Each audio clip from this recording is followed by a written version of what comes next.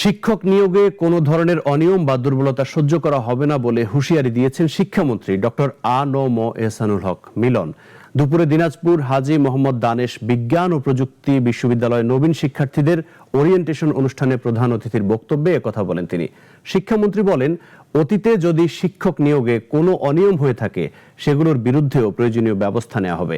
Budget সহ নানা challenge মোকাবেলা করে শিক্ষা খাতে সংস্কার আনতেই হবে।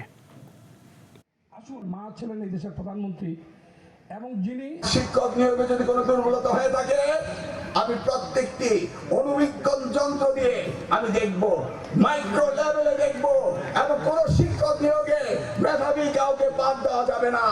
যদি বিগত দিনে দিয়ে থাকেন সেটার ব্যবস্থা আমাদের নিতে হবে। শিক্ষকরা মেধাবী হতেই হবে, এর কোনো বিকল্প নাই।